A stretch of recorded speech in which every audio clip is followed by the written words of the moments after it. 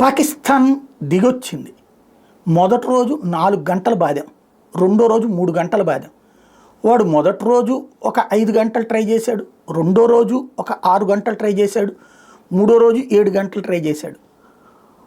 కొన్ని ఇక్కడ జనావాసాల మధ్యన పడ్డాయి, పేలిని ప్రాణాలు కోల్పోయారు, కొంత ప్రజలకు విధ్వంసం జరిగింది. ఎయిర్ బేస్, ఆర్మీ బేస్, మనకు సంబంధించినటువంటి ముఖ్యమైన వాటి జోలికి వెళ్ళలేకపోయారు, ఏమీ చేయలేకపోయారు. ఒక అణ్వాయుధాలు కలిగిన దేశంగా గొప్పగా చెప్పుకున్నటువంటి పాకిస్తాన్కి దాని బతుకేంటో డ్రోన్లతో, చిన్నపాటి డ్రోన్లతో సరిహద్దు దాటకుండా కొడితేనే అంత జరిగింది. సరిహద్దు దాటలేదు మనం ఇంతవరకు. ఎక్కడి నుంచి కొడుతున్నాం? యుద్ధ విమానాలతో మొదటి రోజున కొట్టాం, అయితే విమానం దాటలేదు, యువతల నుంచినే డ్రోన్స్ ద్వారా కొట్టాం, మిస్సైల్స్ ద్వారా కొడితే ఉగ్ర శిబిరాలు ధ్వంసమైనవి. ఆ తర్వాత వాళ్ళకి సంబంధించినటువంటి ఎయిర్ బేసులు ధ్వంసమవుతున్నాయి, అట్లాగే వాళ్ళకి సంబంధించినటువంటి ఆర్మీ బేసులు ధ్వంసమవుతున్నాయి, నేవీ బేసులు ధ్వంసమవుతున్నాయి.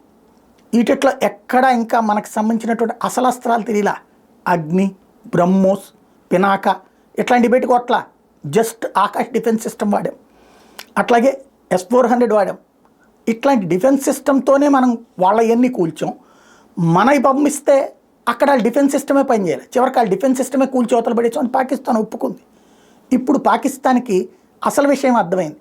చైనాను నమ్ముకునేనో లేకపోతే టర్కీని నమ్ముకునేనో చేస్తానికి ఎన్ని ఆయుధాలు ఉంటాం కాదు, ఆయుధం వాడేవాడి దగ్గర దమ్ముండాలా. చిన్నపాటి ఆయుధంతో మిగ్గనే విమానంతో F-16ని కూల్చిన దమ్ము భారతదేశపు సొంతం.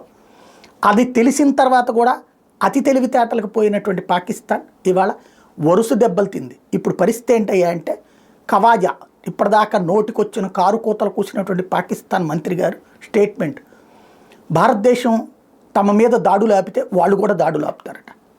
దాడి మొదట ప్రారంభించింది ఎవరు? తీవ్రవాదుల ద్వారా వాళ్ళు. సమాధానం చెప్పింది ఎవరు? మన సైన్యం. మళ్ళీ దాడులు ప్రారంభించింది ఎవరు? వాళ్ళు.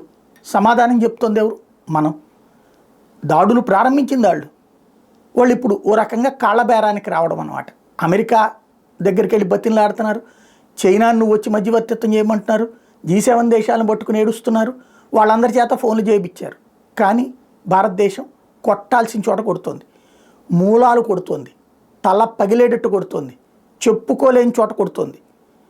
ఇక్కడ కూర్చున్నటువంటి వాళ్ళు ఏమీ జరగట్లేదని చెప్పి మాట్లాడే వాళ్ళ సాక్షిగా పాకిస్తాన్ అక్కడ ఏం జరిగిందో చెప్తోంది, ఏం కూలిందో చెప్తోంది, ఏం ధ్వంసం చేశామో చెప్తోంది.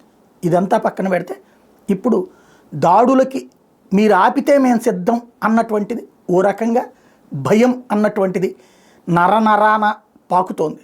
ఇది 4 రోజులు పోతే పాకిస్తాన్కి ఇంకొక 2 రోజులు కనుక మనం ఇప్పటిదాకా మనం 5% కూడా మన శక్తిని వాడాల, 5% కూడా, అదే ఒక్క 30% శక్తిని వాడితే పాకిస్తాన్ మోకాళ్ళ మీద నుంచి ఉంటుంది.